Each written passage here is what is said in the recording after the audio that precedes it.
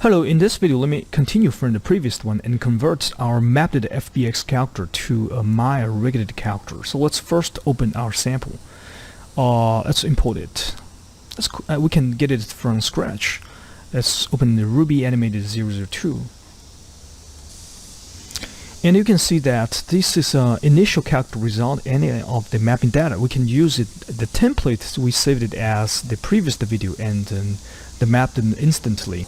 And you can see that this is an initial character without any of the mapping data on that. Let's select any part of them and open our mapping window.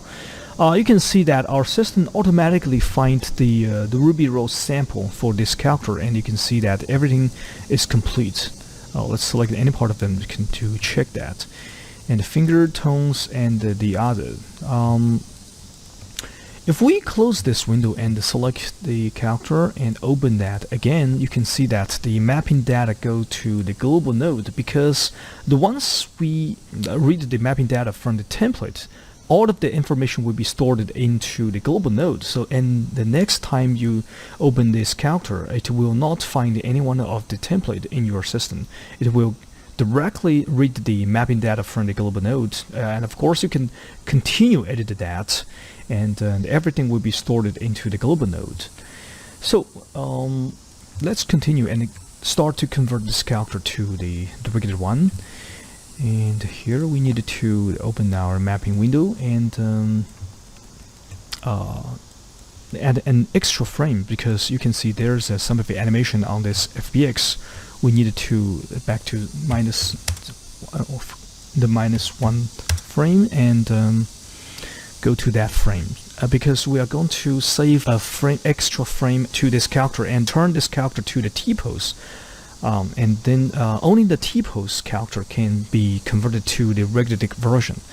So let's do that. And with the mapping data, we can automatically turn this character to the T-pose with some of the algorithm. But this algorithm is not very accurate, so we needed to some of the manual tweak on this character.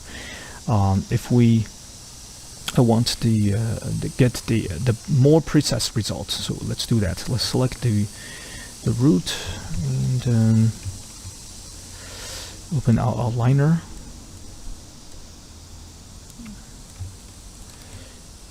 Okay, the pelvis and the leg. Okay.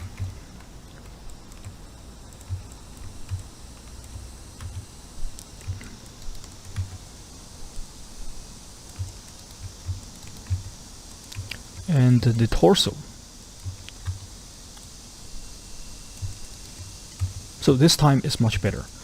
And let's go to the X-ray joint and the head. Sometimes you can resume the order of this transformation back to 0. Oh, I'm sorry. Okay, and the neck. So return to the T-pose, and you can see that the finger is correct. And the leg. And sometimes you can click the T-pose again, so that our system can calculate a new T-pose based on the current pose. Let's click the T-pose again. You can see that at this time it's more accurate than the previous. And let's rotate the foot like this. Okay, basically this is okay.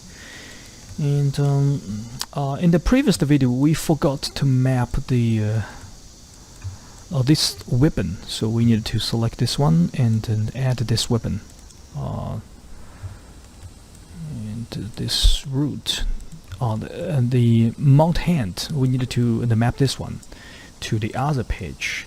For example, here let's map, and of course we can save the result to the Ruby rows sample and overwrite that. Okay, and close the window.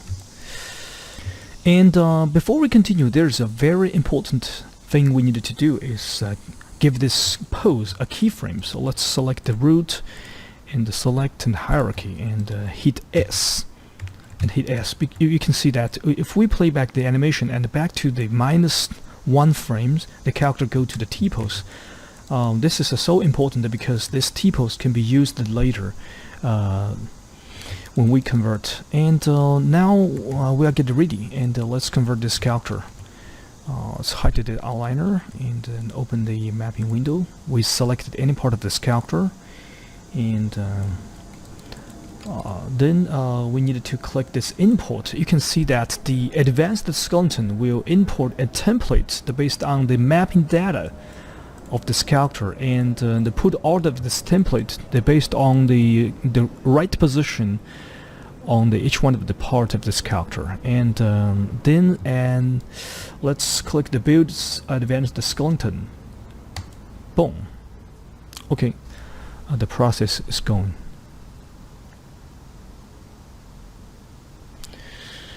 The controller will be added.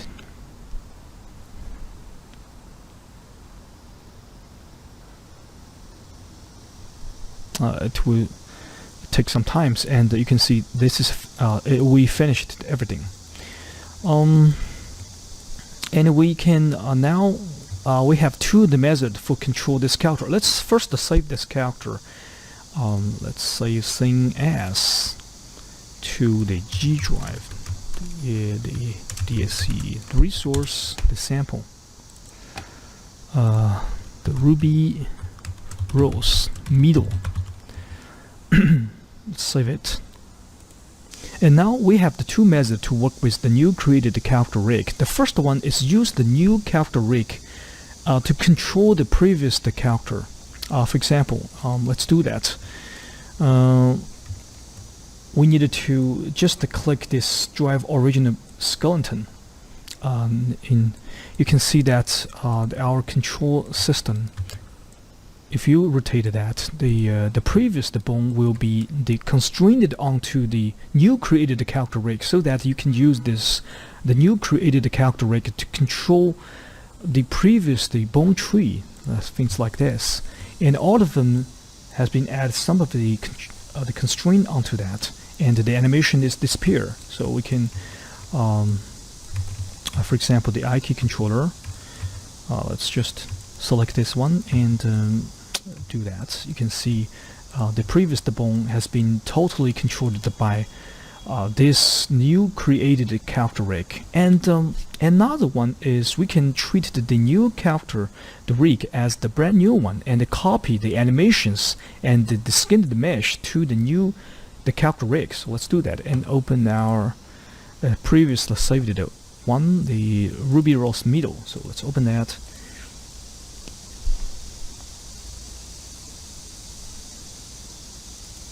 At this time, select this one and open the mapping window, and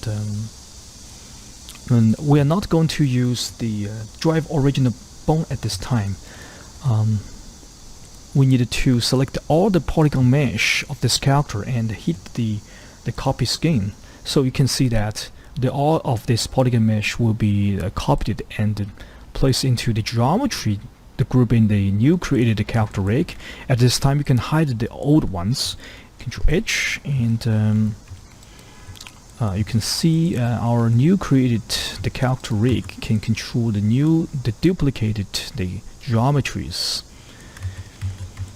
But there's no animations. You can see we can also copy the animation from the older bone tree to the new created character, the controllers.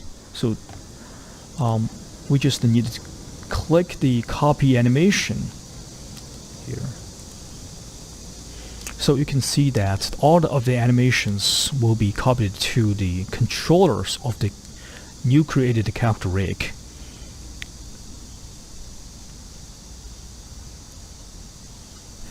At this time, everything is brand new, and we can delete and entirely remove this older rig. And everything inside of the scene is the new created character rig with everything controllable. Okay, this is the whole process of how to convert your character rig from FBX skeletal, the mesh character, to the Maya rigged one. Thank you for watching. See you next time.